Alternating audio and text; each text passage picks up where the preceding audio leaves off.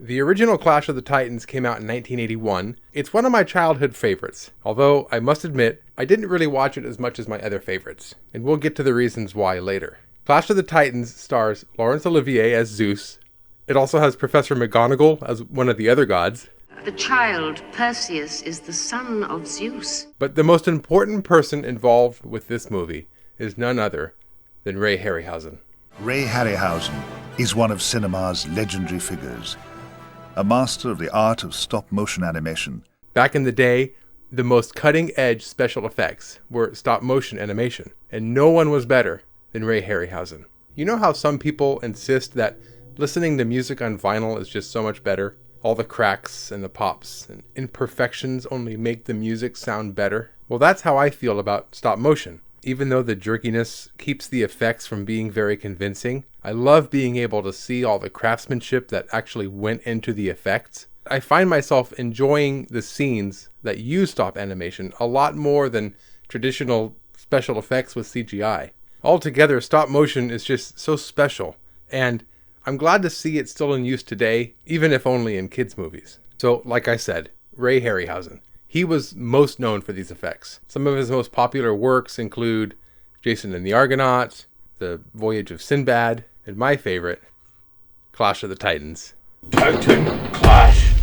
The plot of Clash of the Titans is a bit hard to explain. It isn't really a straightforward narrative. It's more of an epic. It tells multiple stories, and they all kind of weave in and out of one another, so it's really hard to tell where the movie's going the whole time. It follows Perseus, who's the son of Zeus, not Poseidon. Perseus is actually the result of an affair that his mother had with Zeus, which did not make her husband, the king of Argos, very happy. So he locks Perseus and his mother in a coffin and throws them both into the ocean to die. With the help of Zeus, they survive. Perseus grows up and he's eventually brought to Joppa, where he meets Andromeda. Andromeda is cursed, and every night her soul is taken by a giant vulture. So Perseus goes on a journey to tame a Pegasus so he can fly after the vulture to see where it's taking Andromeda. It turns out that Andromeda is being brought to Calibos, her former lover that Zeus punished by turning him into a monster. Calibos, I implore you, lift your curse from Joppa and release my soul. Well, Perseus defeats Calibos, or at least he chops off his hand, On the claw hand of Calibos himself! and frees Andromeda from her spell, and the two are then set to be married. And this seems like it would be the end of the movie, but hang on, we're just getting started. But wait! There's more!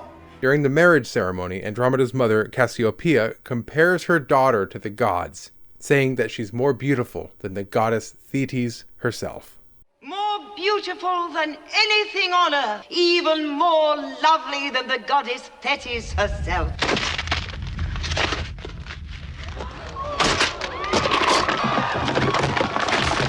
Well, this doesn't make the gods happy. For insulting the gods, they demand Andromeda be sacrificed in 30 days, or Zeus will release the Kraken and destroy the city.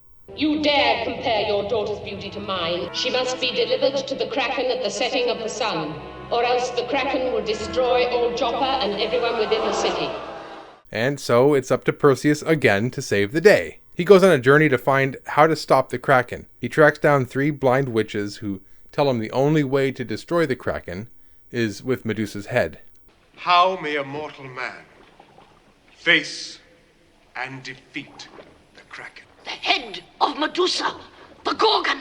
One look from the head of Medusa, alive or dead, can turn all creatures into stone. So Perseus travels to Medusa's lair, and this is the best part of the movie. I look forward to this scene every time I sit down to watch this.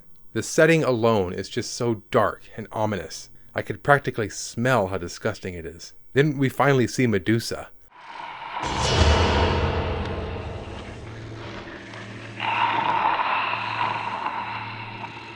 The way she walks on her hands is just so primitive and repulsive to me. The whole scene is just so brutal and scary. Perseus manages to cut off Medusa's head. He takes it back just in time to destroy the Kraken. He marries Andromeda, and they live happily ever after. There's also a lot I left out. Perseus gets a bunch of gifts from the gods. There's a sword, a shield, and a helmet that turns him invisible. There's a two-headed dog, giant scorpions, and who could forget that blatant ripoff of R2-D2?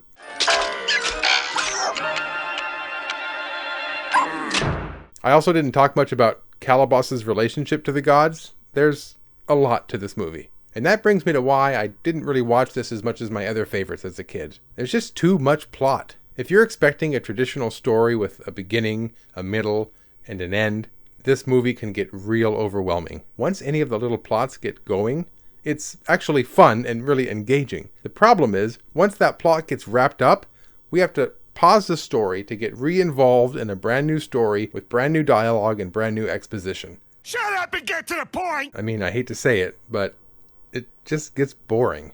I mean, it isn't until an hour into the movie when the main plot is even revealed. Even still, I love this movie. I mean, so what if the pacing isn't very consistent? It's not like they'll make a remake that cleans up the convoluted story.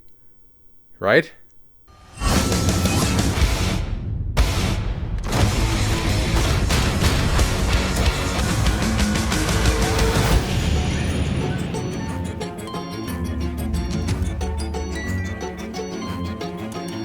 I'll see you next week when I review the Clash of the Titans remake. Is it better than the original? In some ways, it is. Thanks for watching, everyone. My name's Kenny. And until next time, let's not just watch movies. Let's talk about them too. Okay, that's Clash of the Titans.